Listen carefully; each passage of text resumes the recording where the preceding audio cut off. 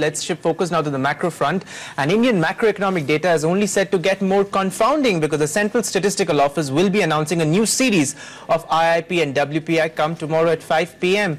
with 2011-2012 as the new base year. So Latha, take us through that, and will it make life tougher for policymakers, businesses and journalists like us trying to dissect the numbers? Well, it would, but it is also inevitable. You can't go on with an old base year, and good economic statistics requires that the base year be upgraded every 10 years. That's an Indian policy. So the current base year is 2004-2005. We ought to have got the new base year in 2015. It's taken a little longer to recast the numbers.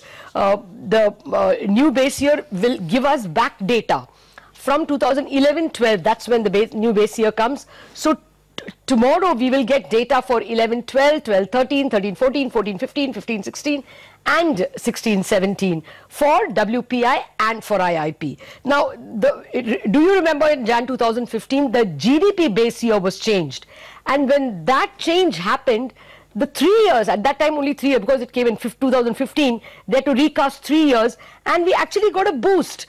The 2012-13 GDP got revised from earlier 4.5 to 5.1, and 2013-14 GDP got revised from 4.7 to 6.9. So we got a higher range.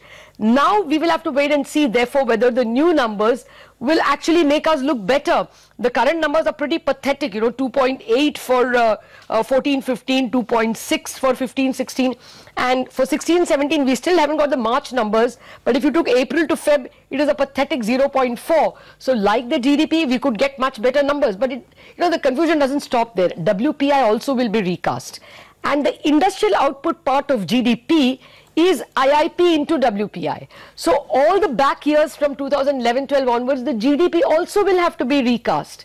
And then, when you get a new GDP number, then what about the fiscal deficit? That's a percentage of GDP. What about current account deficit? It's a percentage of GDP. All past fiscal deficit and current account deficit also will have to be recast. Very interesting data earthquake.